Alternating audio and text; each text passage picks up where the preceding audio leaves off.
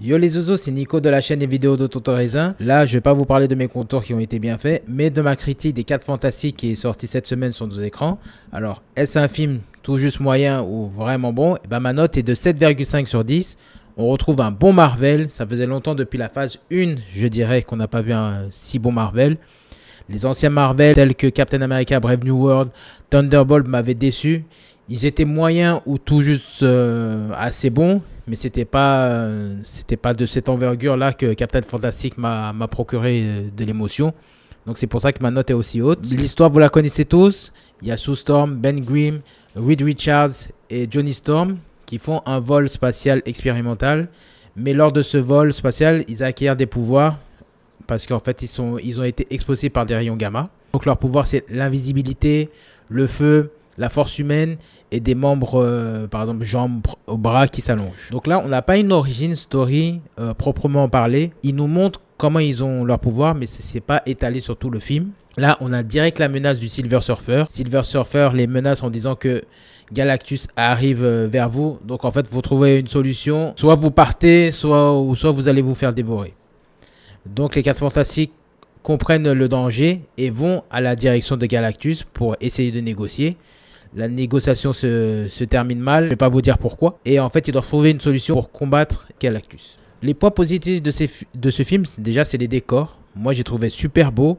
L'ambiance New York des années 60, mélangée avec un côté futuriste, j'ai trouvé ça vraiment beau. Là, j'ai oublié de préciser qu'on est sur une terre parallèle. Donc, on n'est pas sur la terre des Spider-Man, etc. Donc, c'est une terre parallèle. C'est sûrement pour ça qu'il y a le Silver Surfer femme interprétée par Julia Garner. D'ailleurs, je tiens à préciser qu'elle joue super bien. Elle a été critiquée avant même que le film sorte. Bien sûr, par les détracteurs qui disent que c'était un film woke parce qu'ils avaient mis une Silver Surfer femme. Et que normalement, dans les comics, on connaît Silver Surfer homme, Norrin Rad. Mais il y a bien une Silver Surfer femme dans les comics. Donc, déjà, avant de critiquer, c'est ce que je dis à chaque fois, avant de critiquer un film, allez le regarder et après faites votre propre avis. Arrêtez de dire que c'est woke alors que ce personnage existe dans les comics. Là, elle a une attitude badass, on sait pourquoi elle est là et ça fait plaisir de voir un ennemi de cette envergure. Après, on a Galactus. Ça faisait un moment que je voulais le voir. Là, il était vraiment bien fait avec les effets spéciaux.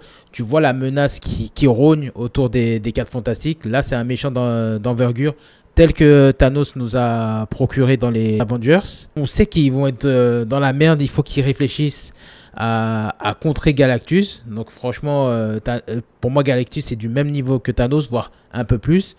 Parce que les anciens méchants tels que Sentry ou Red Hulk qu'on a pu voir dans Captain America Brave New World ou de Thunderbolt, j'ai pas trouvé leur présence menaçante. Et là, pour Galactus, vu que Galactus est un demi-dieu, tu es obligé de réfléchir comment contrer Galactus. Et comme c'est un demi-dieu, tu as peur. C'est pas comme Sentry. Sentry, oui, est du niveau d'un Superman, mais de là à être à un niveau de Galactus, c'est un autre monde. Donc il y a ça. J'ai bien aimé l'interaction avec les 4 personnages principaux.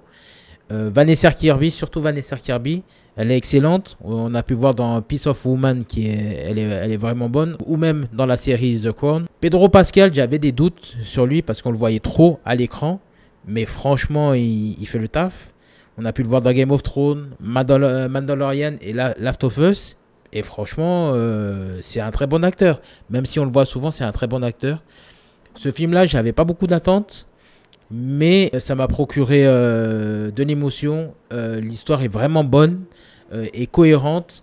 Adaptée et bien adaptée en film. Ça ressemble aux comics. C'est tout ce qu'on veut. Après, bien sûr, il y a des points négatifs. Souvent, toutes les 10, 15, 20 minutes, ils parlent de famille. C'est la famille. On aurait cru que on est dans un film des Fast and Furious avec Dominic Toretto qui dit ouais, c'est la famille, c'est la famille.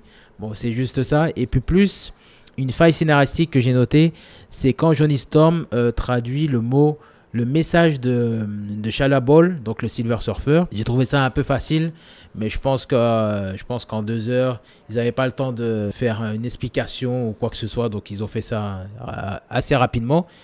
Mais à part ces deux petites choses, j'ai pas trouvé d'autres défauts dans ce film. À chaque fois, quand je vois voir un film Marvel, les gens sortent avant même de voir les posts génériques. Et ça, je comprendrai jamais parce que la première scène post-générique, faut absolument la voir parce qu'elle est très importante et ça dit le futur des 4 Fantastiques et dans Avengers Doomsday.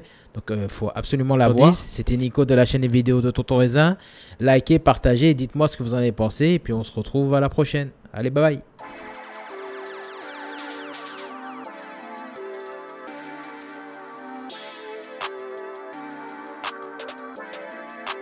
Perfect.